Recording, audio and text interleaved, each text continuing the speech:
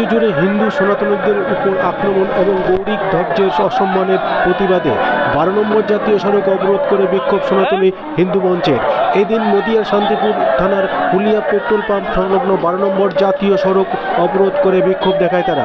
প্রথমে ফুলিয়া থানার রঞ্জন কেন্দ্রের মাঠ থেকে মিছিল করে তারপরে জাতীয় সড়ক অবরোধ করে তারা এবং তাদের মূল দাবি অবিলম্বে সনাতনীদের উপর আক্রমণ বন্ধ করতে হবে, পাশাপাশি প্রশাসনকে আশ্বাস দিতে হবে যেন নিরপেক্ষভাবে কাজ করতে, এবং প্রায় 1 ঘন্টা অবরোধ করার পর অবশেষে পুলিশের আশ্বাসে অবরোধ তুলে নেওয়া হয় তারা।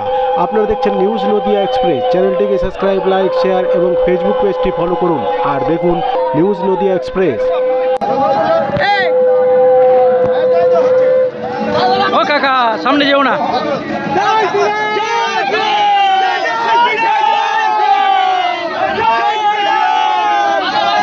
সামনে যেও না দাদা, সামনে যেও না রে, সামনে যেও না। জয় শ্রীরাম, জয় শ্রীরাম, জয় শ্রীরাম,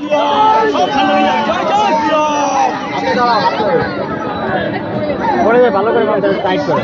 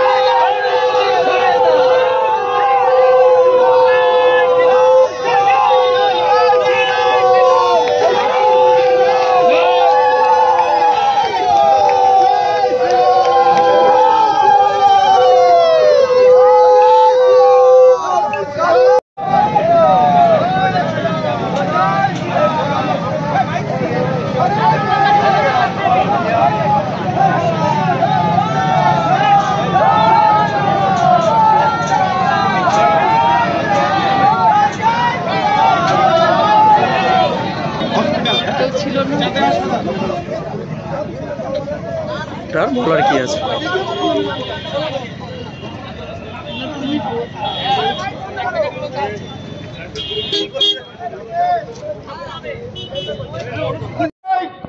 জিহাদি আক্রমণ হলো আমাদের পবিত্র ধ্বজ, আমাদের অস্মিতার প্রতীক গৈরিক ধ্বজ। সেই গৈরিক ধ্বজ তারা নামাতে বাধ্য করলো, ড্রাইভারকে দিয়ে খুলে দিতে বাধ্য করলো। তার প্রতিবাদে, গৈরিক ধ্বজের অপমানের প্রতিবাদে মহাদেবের ত্রিকুণ্ড কপালে থাকে, সেই ত্রিকুণ্ডকে কিভাবে অপমান করা হয়েছে আপনারা জানেন, দেখেছেন সোশ্যাল মিডিয়ার মাধ্যমে। ফলে এই গৈরিক ধ্বজের অপমানের প্রতিবাদে আজকে আমাদের প্রতিবাদ সভা হিন্দু ঐক্যমঞ্চ শান্তিপুরের আহ্বানে। এখন বক্তব্য রাখবেন ধ্বজের অপমান হলে কেন পুলিশ তুলি জবাব দাও।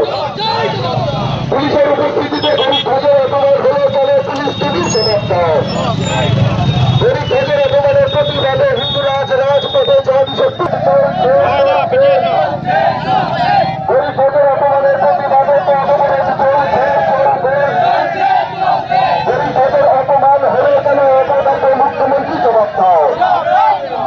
গরিব ধ্বজের অপমান হলে কেন অপরাধের মুখ্যমন্ত্রী জবাব দাও। গরিব ধ্বজের অপমানের প্রতিবাদে হিন্দুরা অপমান হলে কেন পুলিশ তুলি উপস্থিতিতে গরিব ধ্বজের অপমান হলে কেন পুলিশ তুলি জবাব দাও।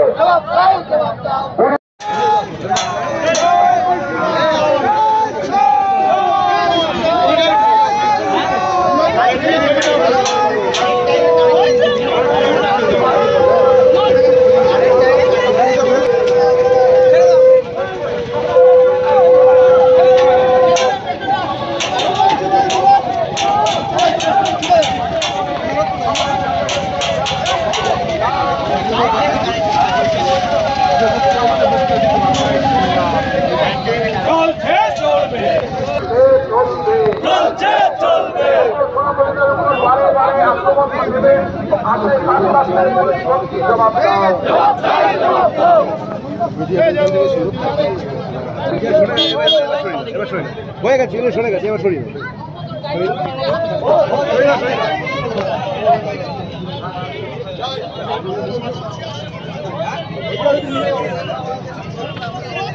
কি হয়েছে? কর্মসূচি চলছে আপনাদের?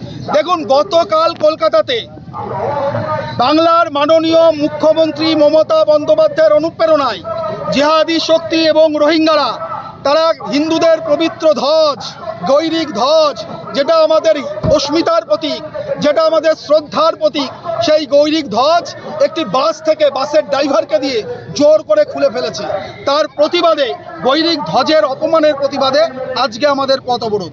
জুম্মাবার আজকে প্রতি শুক্রবার নামাজের শেষেই মুর্শিদাবাদ, মালদা সহ পশ্চিমবঙ্গের বিভিন্ন জেলায় হিন্দুদের বাড়িঘর লুটপাট করা হচ্ছে, দোকান লুটপাট করা হচ্ছে, বাড়িঘর পুড়িয়ে দেওয়া হচ্ছে, ভেঙে ফেলা হচ্ছে।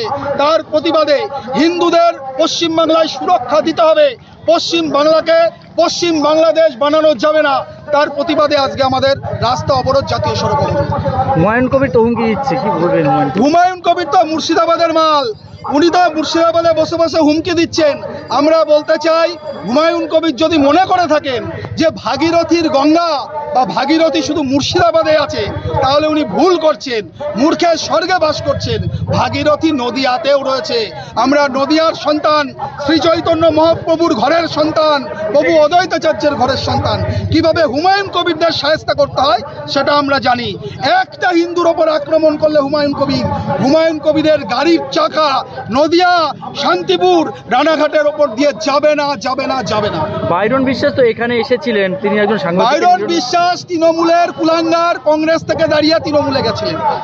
ও এসে শান্তিপুরে মদ্যপ অবস্থায় আমাদের সাংবাদিক বন্ধুদের ওপর আক্রমণ করে এবং সাধারণ মানুষের উপর আক্রমণ করে মোবাইল ছিনিয়ে নিয়ে চলে যায়।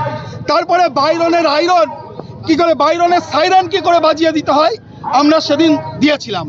তা বাইরন বিশ্বাস জানে শান্তিপুর কি, শান্তিপুরের জনগণ কি। বাইরন বিশ্বাসকে ক্ষমা চাইতে হয়েছিল, বাইরন বিশ্বাসকে মোবাইল ফেরত দিতে হয়েছিল। ফলে বাইরন টাইরন মানি না, ওই হুমায়ুন, বাইরন সব সাইজ কিভাবে করতে হয় শান্তিপুরের হিন্দু সমাজ জানে। আচ্ছা, একটা শেষ প্রশ্ন, তাহলে কি পশ্চিমবাংলাটা দিন দিন ধর্মযুদ্ধের দিকে এগোচ্ছে? না, ধর্মযুদ্ধ নেই, ধর্মযুদ্ধ নেই পক্ষে। এ বাংলাকে বাংলাদেশে পরিণত করা হবে। এ বাংলা শ্যামাপ্রসাদ মুখার্জি হিন্দুদের জন্য হোমল্যান্ডে পরিণত করেছিলেন। হিন্দুদের হোমল্যান্ডে হিন্দুরা আক্রান্ত হবে, হিন্দুদের দোকানপাট লুট করা হবে, হিন্দু দেবদেবীর মূর্তি ভাঙা হবে। এটা মেনে নেওয়া যায় না। আর প্রশাসন দাঁড়িয়ে দাঁড়িয়ে দেখবে। এরা যখন হিন্দুদের ওপর আক্রমণ হয়, যখন মুসলিম সমাজ, জিহাদি গোষ্ঠী তারা রাস্তায় নামে, পুলিশ তখন পেট্রোল পাম্পে টেবিলের তলায় লুকোয়।